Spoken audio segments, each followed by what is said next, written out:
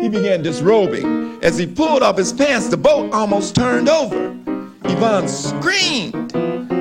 Seeing how frightened she was, he began deliberately shaking the boat. "Come on, baby, the dress." Out of fear, she complied. Now, no, forget you." He shook the boat again. She complied again, crying and swearing in protest. Only her black bra remained. "God, baby, you're beautiful. Get this boat out of here." She squeezed her face in disgust. "We're through, you bastard. It's over."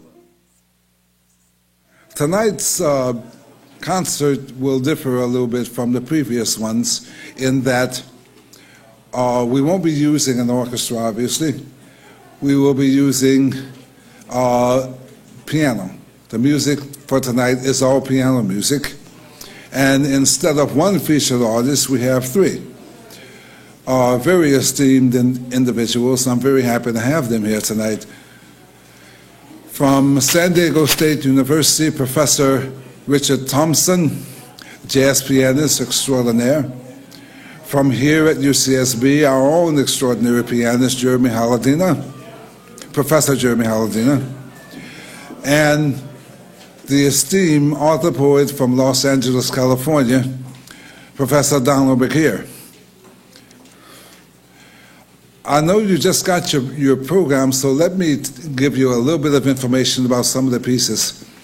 Most of the pieces that you hear tonight come from a genre that I pretty much invented. They're called Afro Inventions.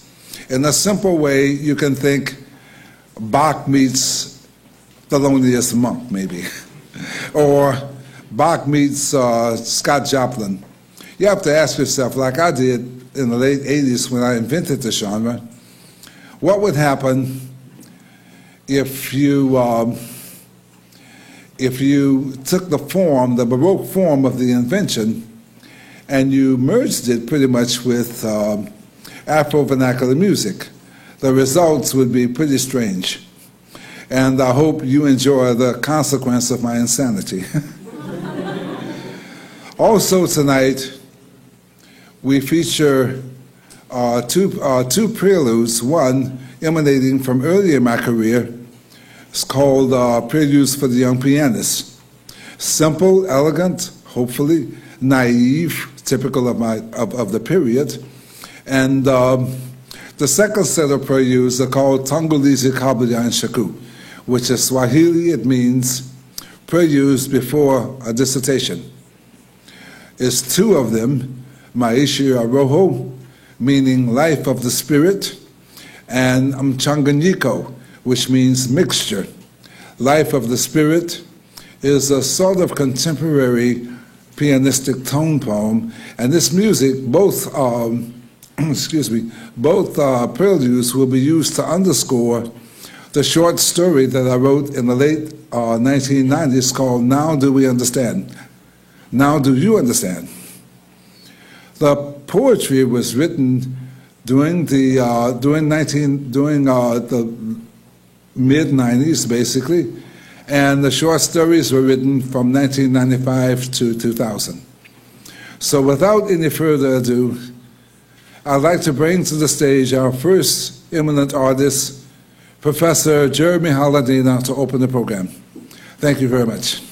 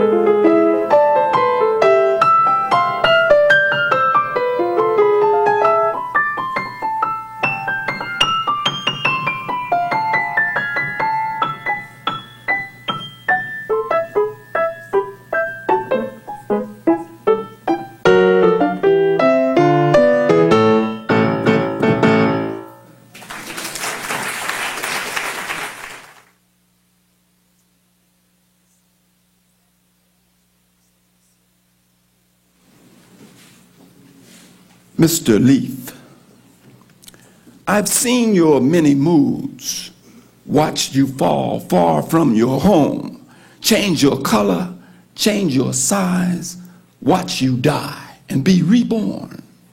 You're amazing, Mr. Leaf, for the beauty that you bring. But to those who see you most, you're scarcely but a thing. Irreverence. Returning to this old slave fort whose symbols still lay bare, the split between my then and now fulfills a lifelong prayer. Yet even with the tragic past this hallowed ground exudes, there still remains a tyranny which desecrates our history and venerates indecency, yet reigns most unsubdued. It's the tyrant of irreverence, so common in those visitors who see these shrines as nothing more than fate's cruel autograph. It's sometimes masked as innocence when seen among the common folk who use indifference to cloak the guilt of ages past. Its face becomes impertinence in those thoroughly stripped of pride and programmed to apologize for sins they've not amassed. But when faced with the omnipotence of those whose souls can never say their future ended yesterday, irreverence is thrashed.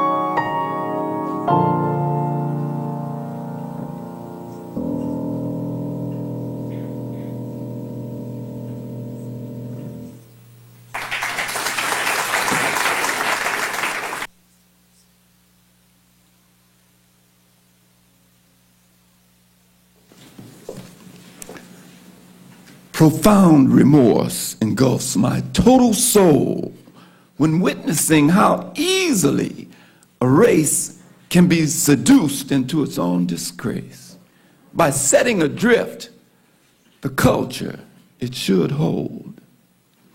As with our songs of pain, which all extol, by some they're used to further obfuscate the very vision that can set in pace the path of progress to ever loftier goals. The crisp, syncopic nuances of our movement, once scorned by patience vultures as fruits of lust, and arrogantly claimed it comes from us. An end will come to this perennial blues when we breathe new life in an art now in the dust.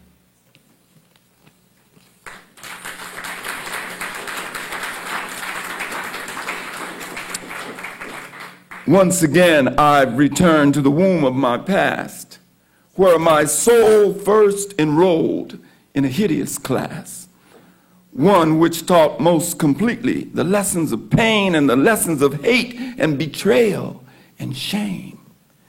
I was greeted by someone who looked much like me.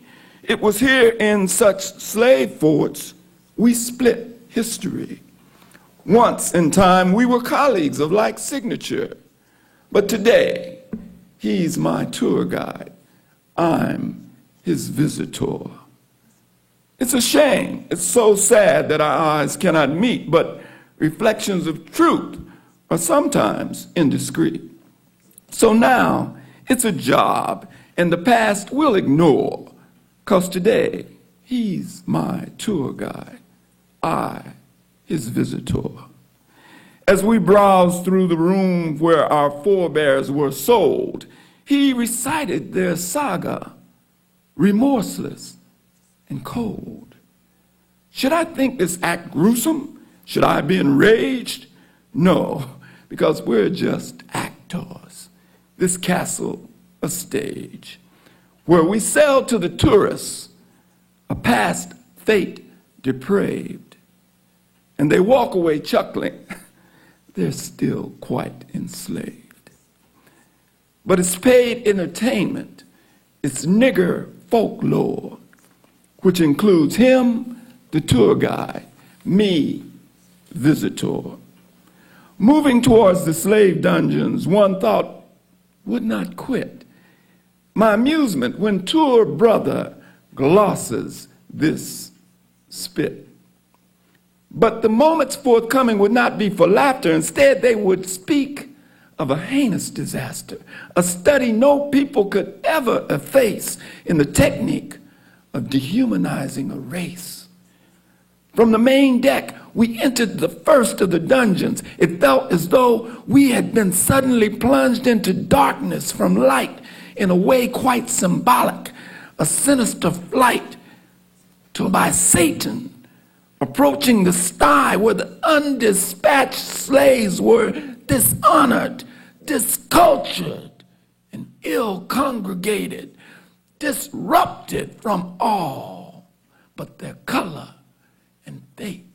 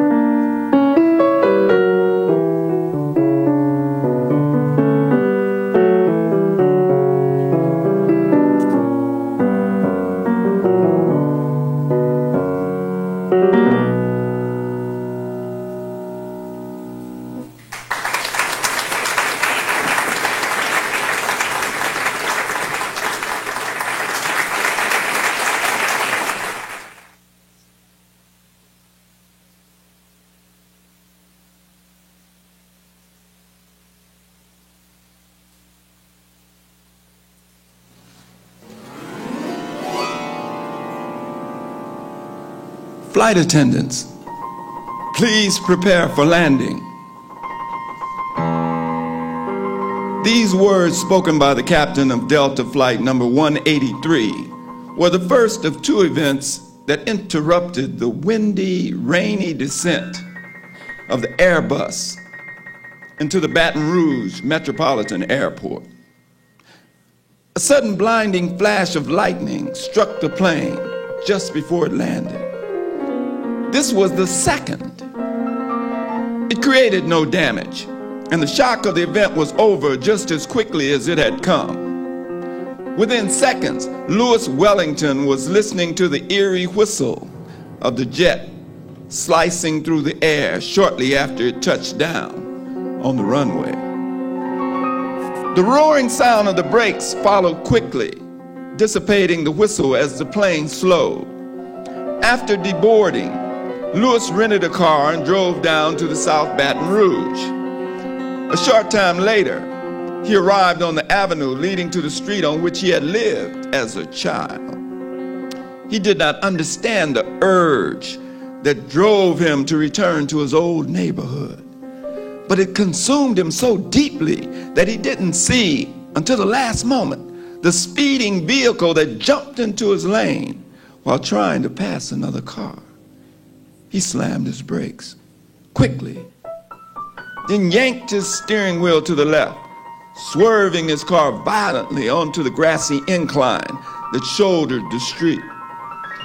The hideous screeching of the other car swiveling back into the proper lane was the rhapsody that let Louis know he had somehow avoided his obituary once again. What else? He said to himself as he reversed his vehicle back onto the road. It had been a week of near misses. Just that very day, while on his way to the gate to board his flight, he clumsily missed a step while running up the escalator.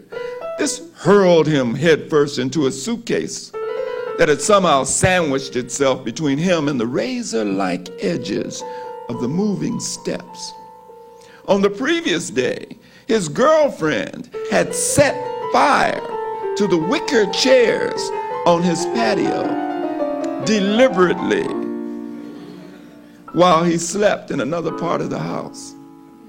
His girlfriend had fallen deeply in love with Louis, but Louis had found it difficult committing himself to any woman since the death of his childhood sweetheart.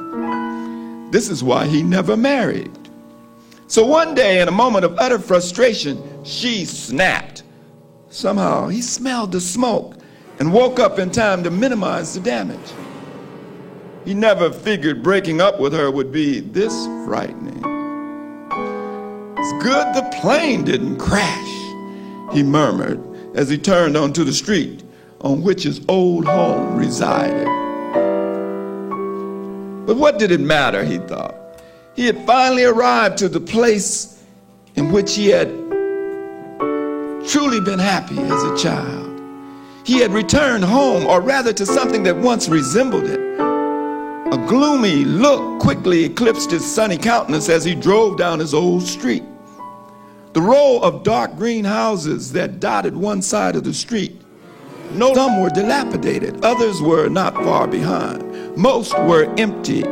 The visible parts of the sidewalks, those parts not yet overrun by the grass that encroached from the unkept lawns, did not host the chatter and frivolity of children playing marbles or jump rope or hopscotch or rolling their little red wagons full of rocks up and down to no particular destination, as he had done when he was a boy. A few people, mostly elderly, still occupied some of the houses, but not many. He recognized none of them. How could he? He had left this neighborhood 40 years earlier, when he was 18 years old. He parked his car in front of his old house, got out, scanned it thoroughly, then extended his probe. Thank God they're still here, he thought, as he gazed at the windowless home of his best friend who lived next door. and that of a relative who lived just next to him. The gloom on his face deepened. It was as though all the houses on this street had become appendage to the huge cemetery that hid behind them. But even this cemetery had once been a happy place for him. It was where he often played, sometimes with his friends, more often by himself. It was now a forest of weeds and shrubs. Only a strong gaze revealed hints of the tombs upon which he once played. The tombs that were once the cars he drove, the boats he paddled, and the airplanes he flew. Now this cemetery looked like, well, like a cemetery. Around the corner were the remains of houses once occupied by other friends. They too were barren. The whole neighborhood reeked of empty shells over which hovered dozens of oak trees with branches that dripped down like angry fingers poised at any moment to crush them, perhaps as a final act of mercy. These tall, ominous-looking oaks rose stoically and majestically, as if keeping an unabashed vigil over the neighborhood as it slowly died. Their long branches sprouted over in every direction, hiding from the heavens an ever-rising sea of aimless vegetation that surrounded the dying structures, swallowing them up from underneath. Only the mercy of the night gave release to the sight of this pathetic ritual of decline by enshrouding it in darkness. At the very end of the street, however, rested a strange anomaly. A White House, well kept, its lawn well manicured. Louis overheard two elderly passers-by chatting about this house, about a beautiful young girl whom they thought had just moved there. She was seen only in the evenings, always peering through the screen that surrounded her porch. From the description, she reminded him of a girlfriend he once knew, who had once lived in this very house. But this could not possibly be her. His childhood sweetheart would now be about his age. And she may not still be alive. She was not alive. She died before he moved from this area. So who was this beautiful girl that now occupied his old girlfriend's house? The one who never left her porch. His curiosity forced him down the street towards the well-kept home. It was about 6 o'clock, not quite dark yet. As he approached the house, he noticed what seemed to be a figure on the porch. The closer he drew, the clearer the image got. He slowed his pace little by little, finally stopping a few feet from the steps. His heart palpitated as he beheld the vision on the porch, now crystal clear. Yes, she was beautiful, beautiful. But it was not her beauty that made him quiver when he saw her. The entity on the porch staring back at him through her gorgeous, light-browned, almond-shaped eyes was Yvonne Amar, his former lover. Yvonne? He asked in a tone half-spoken, half-whispered. Hi, baby, she answered, in the soft-spoken manner that typified her speech. She walked through the unopened screen door and down the steps, her bare feet making no sound as she walked toward her former lover. Enshrouding her was a sheer, loosely fitting maroon robe that extended down to her feet. As it billowed, it imparted a surrealistic quality to her well-sculpted legs and the reddish-brown tint that colored them. A black bra projected the image of her breast through the robe. There was something familiar about Yvonne's attire, but Louis couldn't quite figure it out. He tried tried to step back as Yvonne grew closer, but his legs would not move. Seemingly in the blink of an eye, she was upon him, stroking his face gently to ease his fear. She planted a kiss on his full lips, a sensuous, intoxicating energy surged through his body. "What's wrong, baby?" she said softly, through an inviting smile. "You look like you've seen a ghost." Louis collapsed. Louis awakened to the light of the moon, bathing his face as he rested his head between Yvonne's breasts. With her legs locked around his waist, they lay back peacefully on top of an old white tomb, barely visible in the thick, unkept vegetation, submitting to the nocturnal serenade of the insects. Her head floated on a pillow of her own hair, a large, soft afro that splattered over the tomb as she stared upward, scanning the heavens with her light brown eyes illuminated like those of a cat. "This can't be happening," he said. "Of course it can, honey. You believe your eyes, don't you?" "Nope. Because if I believe my eyes, they tell me that my mind had gone off the deep end." "Why is that?" "Jesus, honey, I'm laying with my girlfriend who died decades ago, who hasn't aged one single day since then, whom I should not be able to feel because she's a ghost, and who is just as beautiful as..." He paused for an instant to gaze at her, which confirmed just how right he was. "As the day I last saw her," he continued solemnly. "Thank you," she said demurely. "I miss you too." "Don't interrupt," he returned with a mock urgency. "This is my dream, not yours." "Oh, so you think this is a dream?" "Well, Yvonne, what else could it be?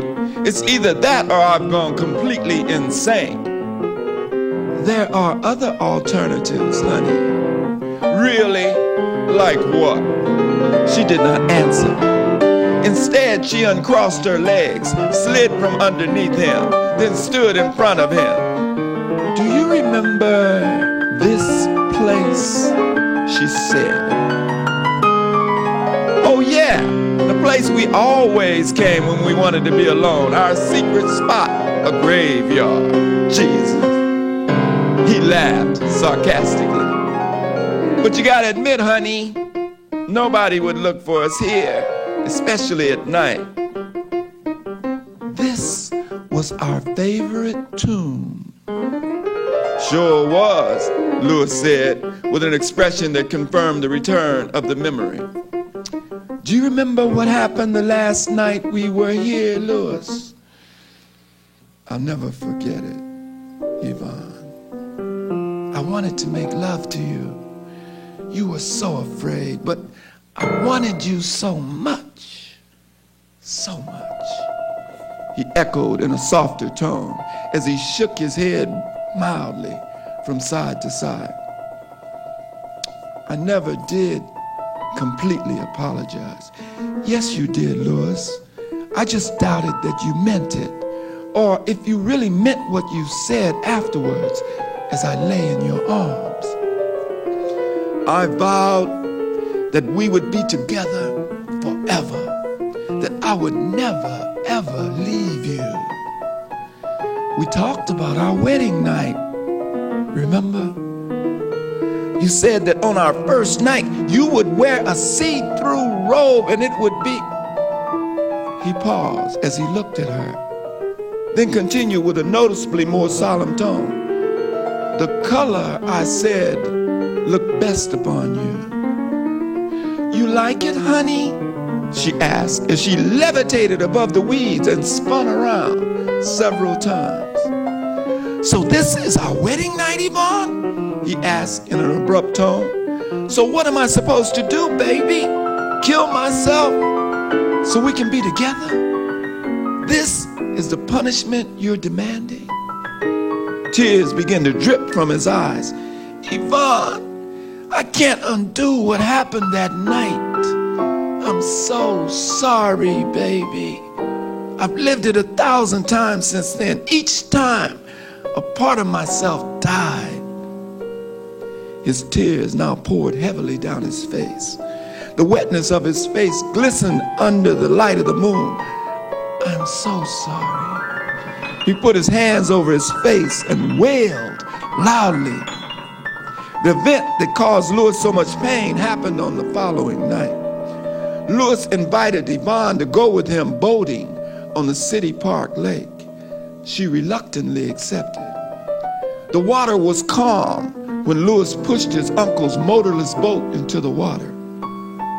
They got in and paddled around the lake, at first staying close to the shore, as Yvonne had insisted. Let's go out a little farther, honey. He turned the boat to the center of the lake and paddled towards a tree that seemed to emerge out of the lake. Its branches dripped with Spanish moss. The intense moonlight caused only its silhouette to be seen. No, baby, she insisted.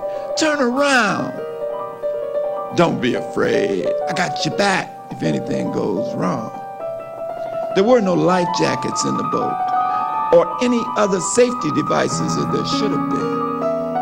When Louis had paddled the boat about 30 feet away from the shore, things took a turn for the worse. Get this damn boat back to the shore now, Louis. This is not funny, you jerk. I'm doing this for you. What? This? Louis stood up in the boat. It began to undulate a bit. Yvonne grabbed onto the sides. Louis, I'm scared, honey. Let's go back. You don't have to be scared. I just want you to see how much I love you. Let's go back, you fool, now. Okay. But first, I want you to see how much I love you. If you don't make love to me, I'm gonna jump into this lake and drown myself. Go ahead. Just take me back to the shore first. Oh, you think I'm kidding? I'm not going to make love to you, Louis. Especially not out here. You're just going to have to drown. All right, fair enough. Tell you what. Just pull your skirt off so I can see that gorgeous body of yours in the moonlight. No, Louis. Now let's go back, she screamed. Tell you what, I'll take off my clothes too, okay? He began disrobing. As he pulled off his pants, the boat almost turned over. Yvonne screamed. Seeing how frightened she was, he began deliberately shaking the boat. Come on, baby, the dress. Out of fear, she complied. Now, no, forget you. He shook the boat again. She complied again, crying and swearing in protest. Only her black bra remained. God, baby, you're beautiful. Get this boat out of here. She squeezed her face in disgust. We're through, you bastard. It's over. Louis now knew he had taken the sexual prank too far.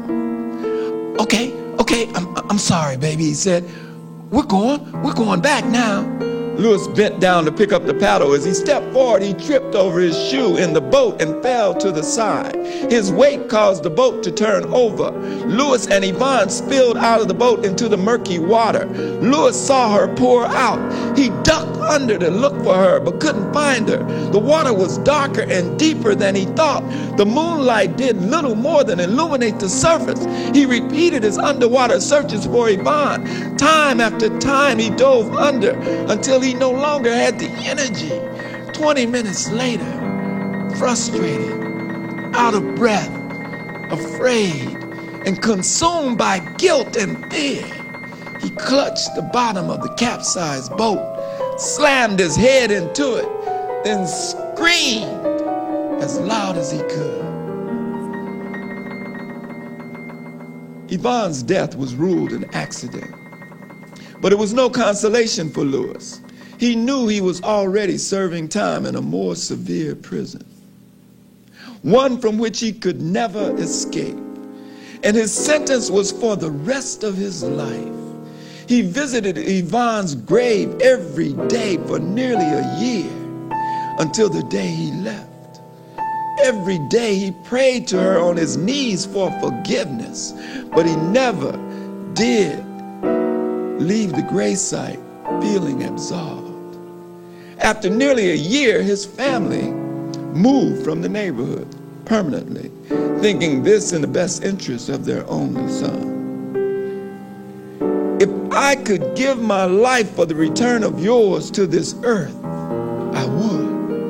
I never, ever stop loving you, Yvonne. I know. I've watched you all these years. Is this why I was so compelled to come back here?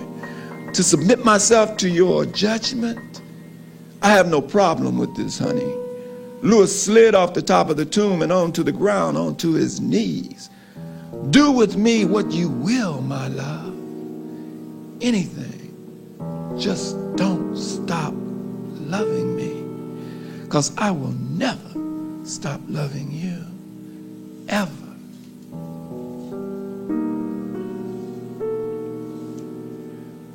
Your return to this neighborhood isn't about me, Louis.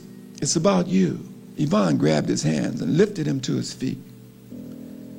I know how much you've suffered. I promise, after this night, you will suffer no more. She planted another soft kiss on his lips, then said, the time has come. Meet me back at my house. Yvonne opened her arms as if to receive his embrace, then vanished. Louis was startled. He looked around, then ran out of the cemetery towards Yvonne's home. Passing rapidly by his old home, he did not notice that his car was no longer there. A few seconds later, he was nearly at Yvonne's home and nearly out of breath. He saw her in her front yard, her arms still open. He grabbed something of a second wind as he rushed towards her, not noticing the speeding vehicle approaching him from his right side. As he ran across the street that intersected with Yvonne's, the car was upon him. The driver did not honk the horn, nor attempt to slow down his vehicle. Louis screamed as he placed his arms over his face and slumped towards the street. He heard the sound of the car as it approached, then the sound dissipating as the car rushed away. He felt no collision. The vehicle had simply driven right through him. He removed his arms from his face only to see Yvonne looking down at him. Now do you understand? She said. Yeah, I'm dead too. No, honey, not quite. So what's happening? You never awakened from your sleep when your girlfriend set fire to those chairs, baby. The whole house was consumed within minutes.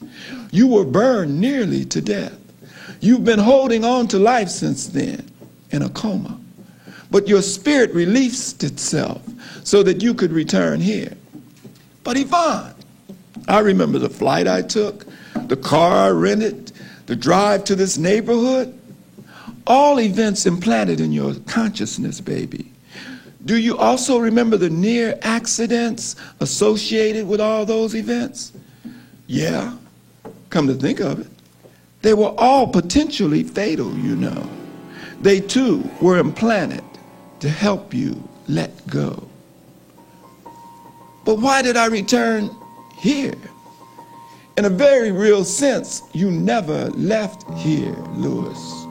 Your guilt always anchored you to this neighborhood.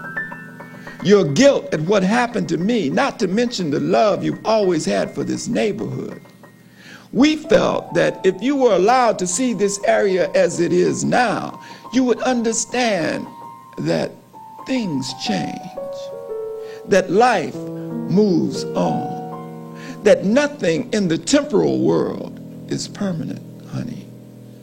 Look at my home now. Louis noticed that Yvonne's home was not the well-kept, well-manicured structure he saw initially. It too was old, although not dilapidated, definitely worn by the years. The image you first saw of my home was also an illusion we planted. Why? So that you could accept me without fear. Are you real, Yvonne? He asked. Oh, yes, baby. Do I still have you? You always did. I never left you.